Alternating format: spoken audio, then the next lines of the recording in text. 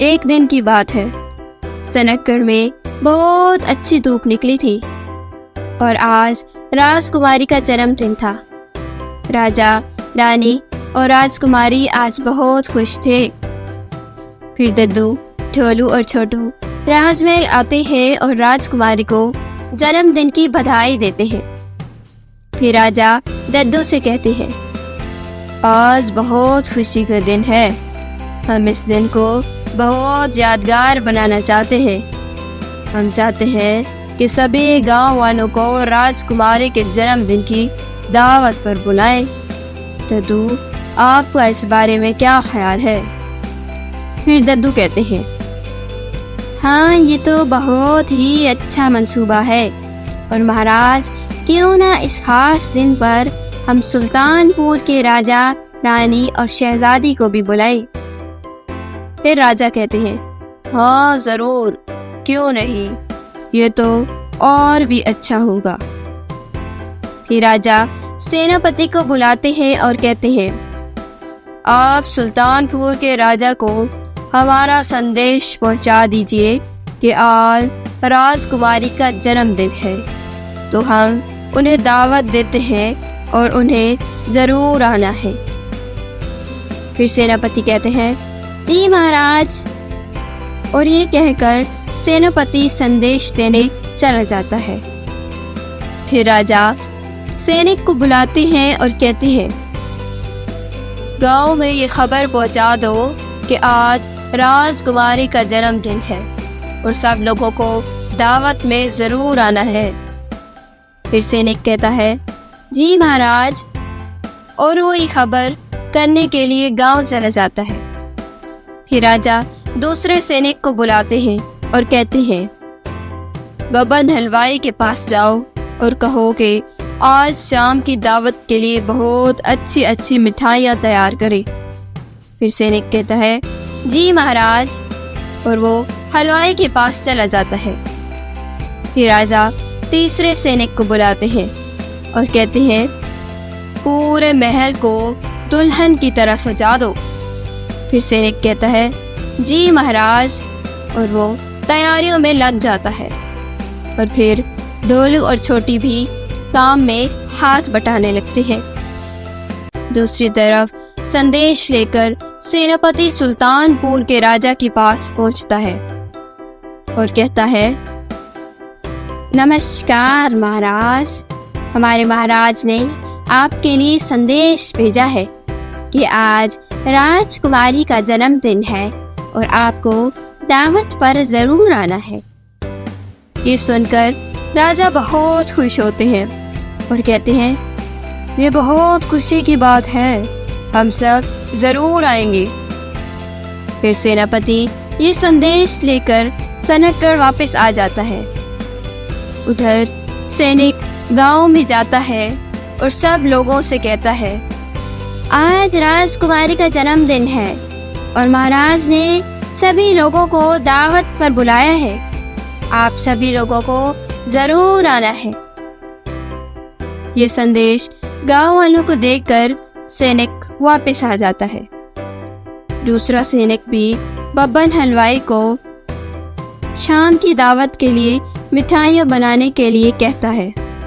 फिर बब्बन कहता है, मैं शाम तक सारी मिठाइयाँ तैयार कर दूंगा। फिर सैनिक हलवाई को कहकर वापस आ जाता है और शाम तक दावत की सारी तैयारियां पूरी हो जाती है और महल एकदम दुल्हन की तरह सजा होता है। गांव के लोग भी आने लगते हैं और सुल्तानपुर के राजा, रानी और शहजादी सुंदरी भी पहुंच जाते हैं और महाराज उनका स्वागत करते हैं। फिर थोड़ी देर बाद छोटू, ढोलू, राजकुमारी और शहजादी खेलने के लिए महल से बाहर आ जाते हैं और वो बातें करती हैं कि हम क्या खेलें, क्यों ना हम छुपन छुपाई खेलें। और वो सब छुपन छुपाई खेलने लगते हैं। फिर छोटू की बारी आती है और वो सब छुप जाते हैं और छोटू उन्हें ढूंढने लगता है।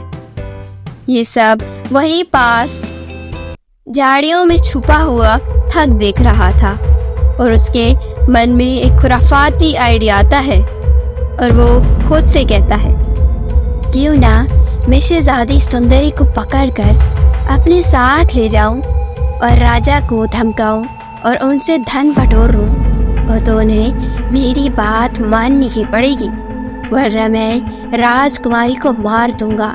और सुल्तानपुर के राजा अपनी शहजादी से बहुत प्यार करते हैं और वो उसे बचाने के लिए कुछ भी करेंगे। फिर कुछ देर बाद शहजादी की बारी आती है और वो अपनी बारी देने बाहर आ जाती है और बाकी सब छुप जाते हैं। और ठग इसी मौके का फायदा उठाकर राजकुमारी के करीब आता है और उसे पकड़ लेता है। राजकुमारी चिल्लाने लगती है, छोड़ो मुझे, कहाँ लेकर जा रहे हो, छोड़ो मुझे। मगर उसकी आवाज कोई नहीं सुन पाता। काफी देर हो जाती है तो छोटू ढोलू राजकुमारी बाहर आकर देखते हैं तो उन्हें शहजादी सुंदरी कहीं नहीं दिखती।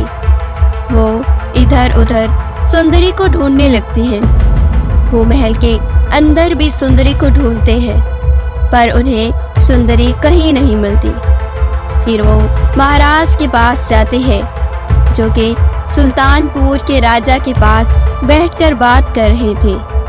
वो उन्हें जाकर बताते हैं, हम शहजादी सुंदरी के साथ बाहर छुपन छुपाई खेल रहे थे पर न जाने शहजादी कहाँ चली गई, वो हमें कहीं नहीं मिल रही, हमने उन्हें सब जगह ढूंढ लिया।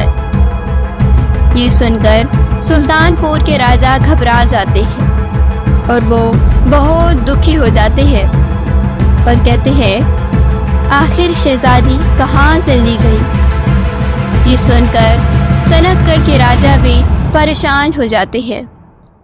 हमें जल्दी ही शहजादी को ढूंढना होगा, ये कहकर वो दद्दू को बुलाते हैं और दद्दू को सारी बात बताते हैं।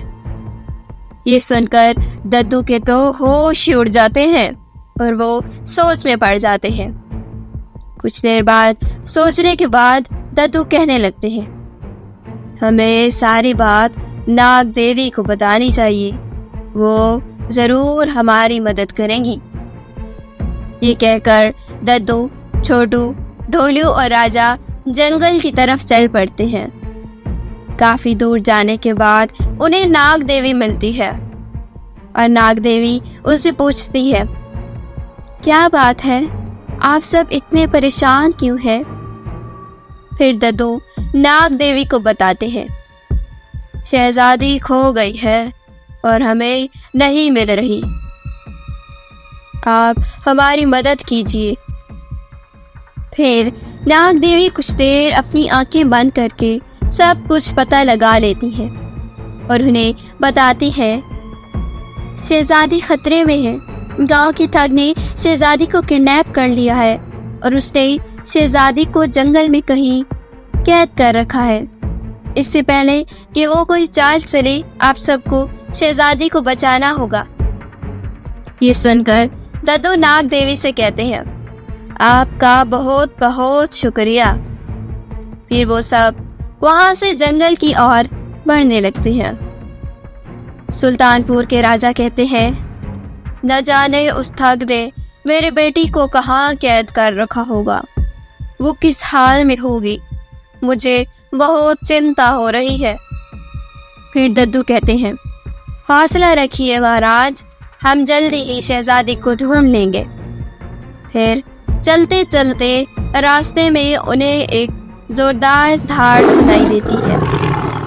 वो इधर उधर देखने लगते हैं और वो घबरा जाते हैं और तेज तेज चलने लगते हैं और उन्हें फिर से एक तेज धाड़ सुनाई देती है और उन्हें पता चल जाता है कि हो न हो ये आवाज़ टाइगर की है। वो सब अभी यही सोच ही रहे थे कि सामने झाड़ियों में से एक खूंखार टाइगर बाहर निकलकर आता है और उसे देखकर सबकी हालत ढीली हो जाती है। उसी वक्त सुल्तान ऊपर आसमान में उड़ता हुआ वहां से गुजर रहा था और उसकी नज़र नीचे जाती है और वो देखता है कि दद्दू और बाकी सब खतरे में है। फिर सुल्तान जल्दी से नीचे उतरकर टाइगर के सामने आकर खड़ा हो जाता है। टाइगर सुल्तान पर हमला करता है, पर सुल्तान बहुत ताकतवर होता है और वो टाइगर को घूंसों से मारता है। और इतनी मार खाने के बाद टाइगर डर के वहां से भाग जाता है।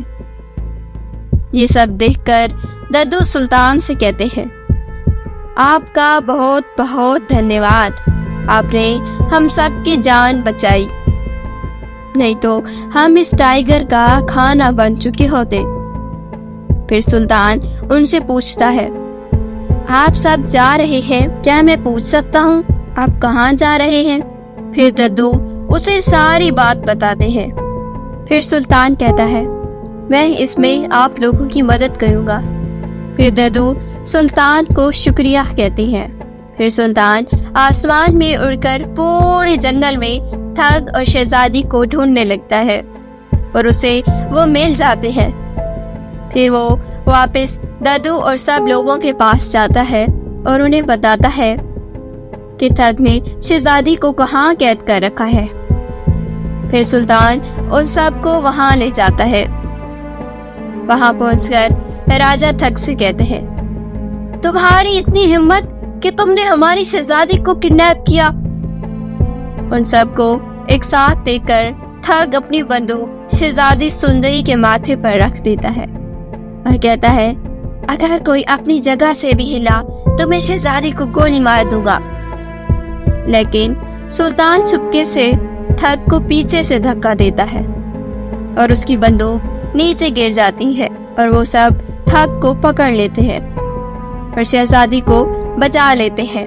फिर वो सब सुल्तान का धन्यवाद करते हैं और वापस महल आ जाते हैं, पर राजा ठग को जेल में डाल देते हैं और शहजादी को देखकर सभी लोग बहुत खुश हो जाते हैं। फिर उसके बाद सभी लोग मिलकर धूमधाम से राजकुमारी का जन्मदिन मनाते हैं।